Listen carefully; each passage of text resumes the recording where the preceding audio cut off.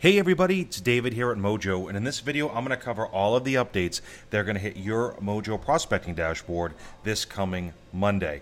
Really excited about this release. There were a lot of things that were requested multiple times during this beta period, and I hope you guys are just as excited as I am. So the first thing we're going to do is we're going to bounce over to the prospecting dashboard. And the first update I'm going to cover is regarding the personal goal. So I'm going to go ahead and click on set up your own personal goal. And what you'll see here now is it mirrors the team leaderboard setup. So now you can have more than one goal in your personal dashboard. Check it out. So I'm going to go ahead and say I want to dial for 30 hours. I'm going to want to make 1,500 phone calls. I'm going to want to make 150 contacts. And I'm going to want to set 15 appointments. We're going to make that for the month. Keep it simple. I'm going to go ahead and click submit. And there you have it. Now, again, this is going to show up. However many goals you set in that setup screen, that's what's going to dictate how many gauges you have filled up with information. So again, thank you for the input on this. It's ready to go this coming Monday. The next thing we're going to talk about is a historical data area. If you didn't know this, you can click on your name and choose historical data. And it's going to give you a historical view of all of your data by month by default. So we can see here that, in July I haven't been dialing very much, right? We can see in June it was better, and we can see in May I peaked out at 10 hours and 22 minutes. Now, of course, I can click on one of these and it will give me my full analytics, but that's not the point here. The point here is we've added a custom date range. A lot of you wanted to see daily numbers versus monthly numbers. So here's what we're going to do. We're going to click on custom date range, select the 1st of July to the 12th, which is today. Click apply.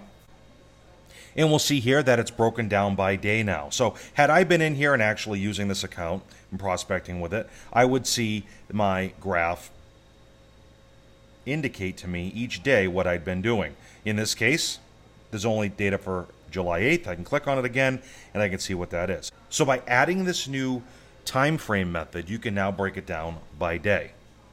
All right, the third thing we're going to talk about is when it comes to setting goals inside of the personal dashboard. One of the things that was happening is you guys were setting your goal after you'd already prospected for the day.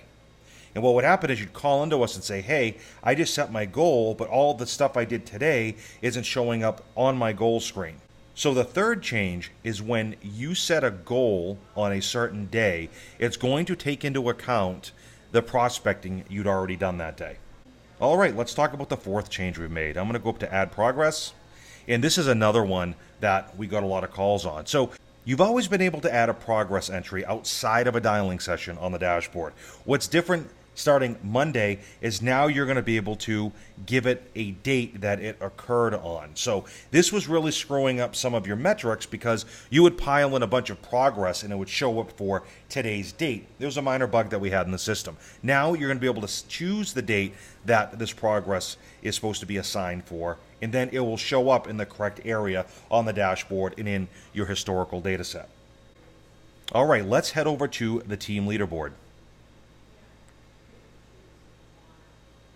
You're going to see here now that each agent name is underlined under each of the goal boxes. And the reason we've done this is there was a lot of requests to be able to drill into each agent on the leaderboard, and we didn't make it obvious that you could click on an agent's name to be able to see that drill down information. Let me show you.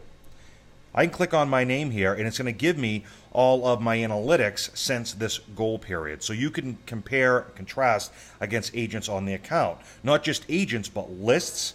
Perhaps you have people that prospect in the morning versus at night, and then you can see how the analytics change in favor of success. So let's back out of this, and we're going to go and I'm going to show you one more change we've made, but I'm going to pause the video and hop into the dialer real quick. All right, I bounced into the dialer, and now we're going to talk about the final change we made, which you're going to get on Monday. And that is an indicator under each agent's name on the team dashboard of who is logged into the system. So now when you're reviewing the team leaderboard, whether it's on your computer or on a TV screen in the prospecting office, you're actually going to be able to see, especially helpful if you've got ISAs or people outside the office, who's actually logged in and dialing.